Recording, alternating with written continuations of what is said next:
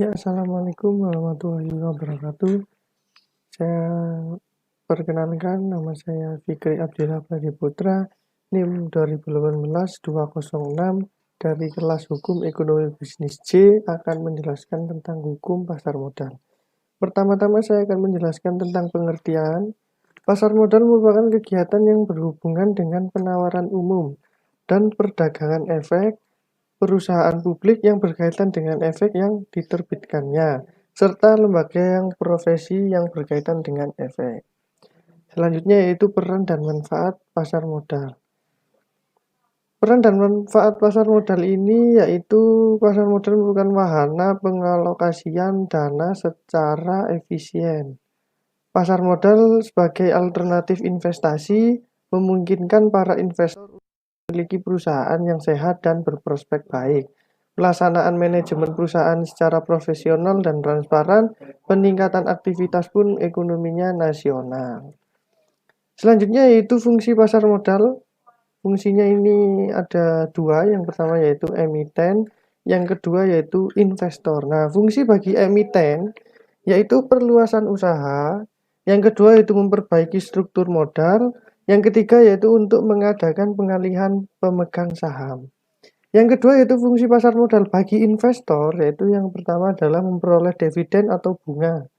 Yang kedua yaitu kepemilikan perusahaan, yang ketiga yaitu berdagang. Selanjutnya yaitu lembaga pengawas pasar modal.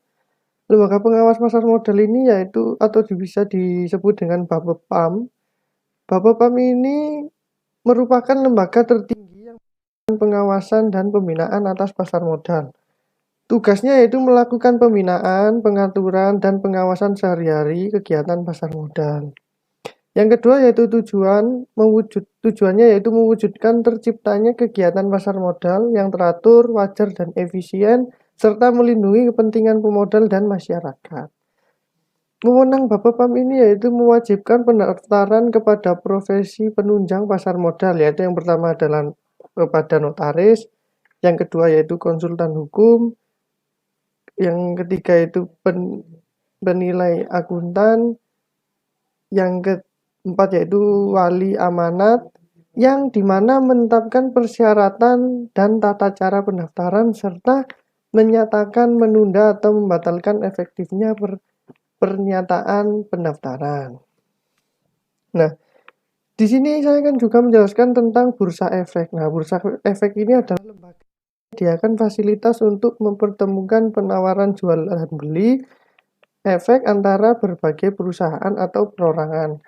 Tugas bursa efek ini yaitu menyediakan sarana perdagangan efek, selanjutnya mengupayakan likuiditas perdagangan efek, lalu menyebarluaskan informasi bursa ke seluruh lapisan masyarakat, selanjutnya menciptakan instrumen dan jasa baru, selanjutnya memasyarakatkan pasar modal, selanjutnya itu membuat peraturan dan berkaitan dengan kegiatan bursa, yang terakhir yaitu mencegah praktik-praktik transaksi yang dilarang. Selanjutnya yaitu lembaga penunjang pasar modal. Yang pertama yaitu BAE, yang kedua yaitu kustodian, yang ketiga yaitu wali amanat, yang keempat yaitu pemeringkat. Nah, dalam pasar modal bisa disebut dengan investor.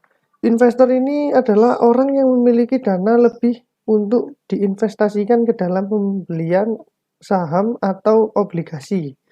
Nah, investor ini memiliki dua surat, yaitu bisa saham atau obligasi. Nah, sekarang saya akan menjelaskan tentang saham. Saham ini adalah surat berharga yang menunjukkan kepemilikan modal investor dalam suatu perusahaan.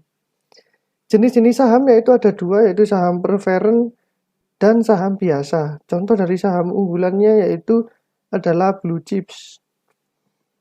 Nah, obligasi sendiri adalah surat berharga yang menunjukkan bahwa perusahaan yang mengeluarkan obligasi meminjam sejumlah dana kepada masyarakat dan memiliki kewajiban untuk membayar bunga secara berkala. Jenis-jenis obligasi yaitu ada dua, yaitu obligasi perusahaan dan obligasi pemerintah. Nah, Strategi dalam berinvestasi di pasar modal, yaitu yang pertama adalah mengumpulkan beberapa jenis saham dalam suatu portofolio. Yang kedua yaitu beli di pasar perdana dan jual di bursa atau pasar sekunder. Yang ketiga yaitu beli dan disimpan. Yang keempat yaitu beli saham tidur atau membeli saham yang perusahaannya sedang collab dan dinaikkan kembali, dengan maksud dinaikkan kembali. Yang selanjutnya yaitu berpindah dari saham yang satu ke saham yang lain. Yang selanjutnya yaitu konsentrasi pada industri tertentu. Jadi lebih memfokuskan pada salah satu industri. Yang terakhir yaitu reksadana. Nah, resiko dalam investasi di pasar modal ini yaitu resiko pada daya beli. Selanjutnya resiko dalam berbisnis. Selanjutnya juga ada resiko dalam lingkup tingkat bunga. Selanjutnya adalah risiko pasar dan yang terakhir adalah risiko likuiditas. Nah, sekian dari presentasi yang telah saya buat dalam bentuk PowerPoint. Jika ada salah kata mohon dimaafkan. Wassalamualaikum warahmatullahi wabarakatuh.